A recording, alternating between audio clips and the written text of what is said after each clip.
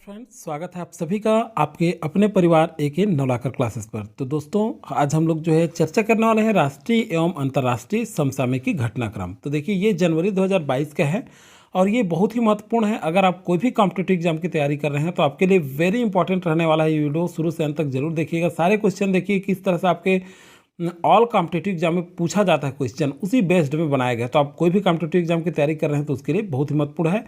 इसका पीडीएफ प्राप्त करने के लिए आप चैनल के हमारे उसमें डिस्क्रिप्शन में मैं दे दिया हूं, आप टेलीग्राम लिंक टेलीग्राम में ज़रूर ज्वाइन कर लीजिएगा। बहुत सारे स्टूडेंट पूछते रहते हैं कि सर वीडियो पता नहीं चल रहा है, तो प्ले लिस्ट में जा करके देखिए, वहाँ मैं अलग अलग सब्जेक्ट का अलग से बना दिया हूँ। मैथ्स आप अध्ययन कर सकते हैं हमारे चैनल के माध्यम से, जीके जीएस पूरा आपको उपलब्ध हो जाएगा। तो चलिए देखते हैं पहला क्वेश्चन क्या है, किस तरह से क्वेश्चन पूछा जा सकता है। भारत ने वर्ष 2022 के लिए गणतंत्र दिवस के अवसर पर कितने देशों के प्रतिनिधियों को आमंत्रित किया है। तो देखिए, इसका सही आंसर क्या है, 5 देशों के प्रतिनिधियों को जो है भारत 2022 में गणतंत्र दिवस के लिए आमंत्रित किया है प्रतिनिधि के रूप में। तो चलिए, कौन कौन से देश हैं इसे भी आपको याद रखना है, क्वेश्चन पूछा जा सकता है। दोस्तों, मैं आपको एक चीज़ बता दूं, फूड इंस्पेक्टर या सीजीपीएससी या कोई भी स्टेट में पीएससी का एग्जाम या कोई भी एग्जाम की तैयारी आप कर रहे हैं, पर्यवेक्षक वगैरह का, तो आपके लिए बहुत महत्वपूर्ण है। ध्यान से सुनिएगा और सारे क्वेश्चन को आप स्वयं करके भी देखिएगा। तो चलिए, भारत में 5 मध्य एशियाई देशों जैसे किर्गिस्तान कौमा, कजाकिस्तान कौमा लगा लेंगे, तुर्कमेनिस्तान, उज्बेकिस्तान और ताजिकिस्तान, इस तरह से 5 देशों के प्रतिनिधियों को आमंत्रित किया गया है। और ये 5 जो है मध्य एशियाई देश है, इसे भी आपको याद रखना है। यह पहली बार ऐसा होगा कि गणतंत्र दिवस पर 5 देशों के प्रतिनिधि शामिल होंगे। नेक्स्ट क्वेश्चन की ओर चलते हैं। वर्ष 2021 में 56वें और 97वें, 56वें और 97वें, तो 97 हो गया, ये 97 हैं। 56 और 57वां ज्ञानपीठ पुरस्कार किसे प्रदान करने की घोषणा की गई है। तो सही आंसर क्या हो जाएगा आपका, देखिए, नीलमणि फुकान जूनियर और दामोदर मौजो, ये दोनों को प्रदान किया जाएगा। सही आंसर हो जाएगा ए तथा बी दोनों।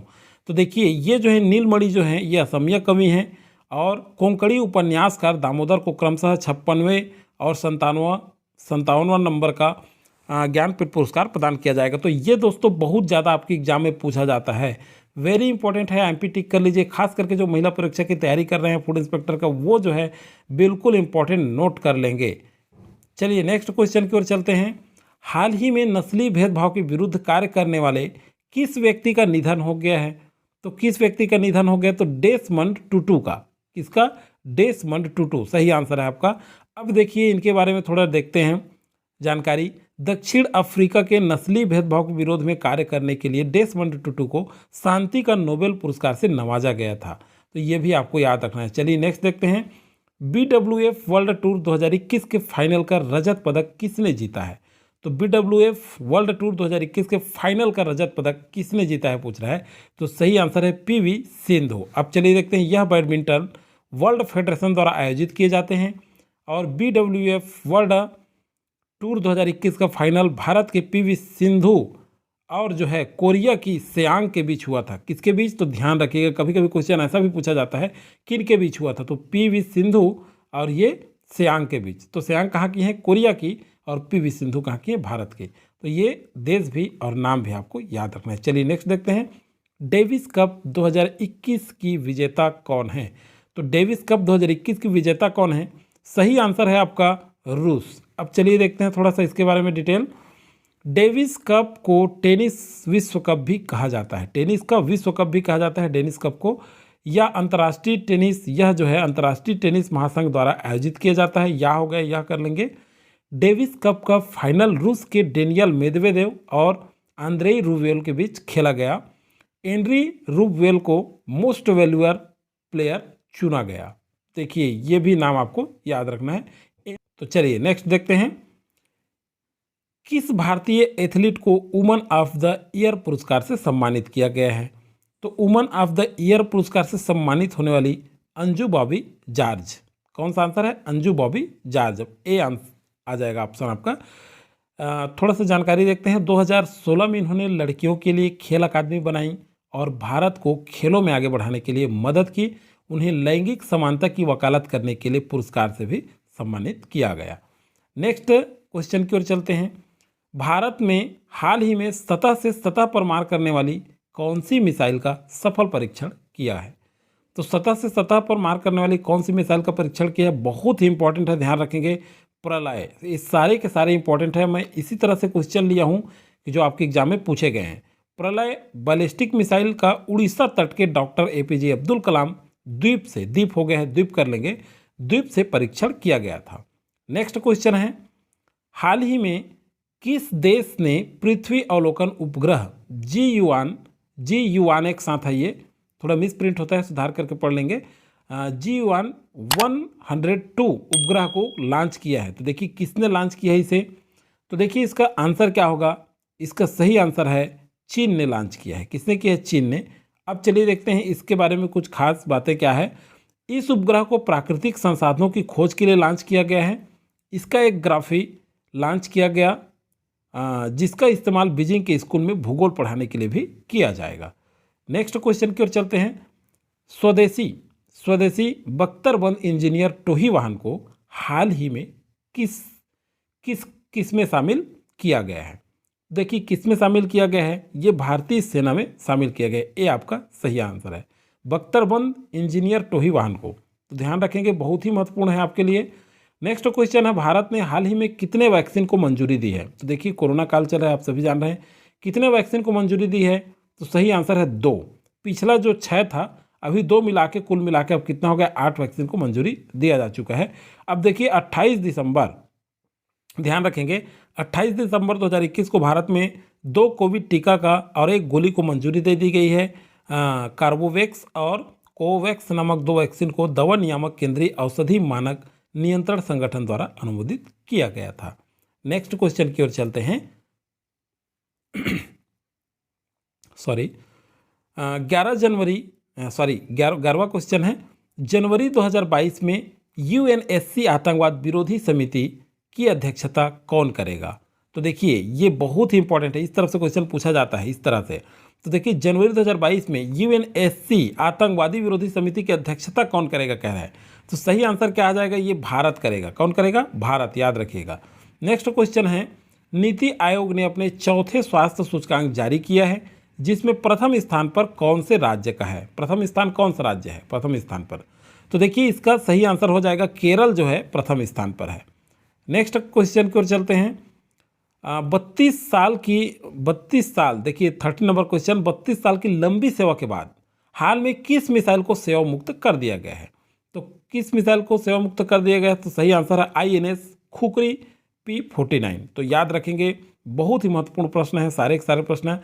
इसे पूर्वी और पश्चिमी बेड़े का हिस्सा होने का गौरव भी प्राप्त था, जिसे विशाखापट्टनम में 32 साल लंबे सेवा के बाद क्या कर दिया गया है? सेवा मुक्त कर दिया गया है। नेक्स्ट क्वेश्चन की ओर चलते हैं।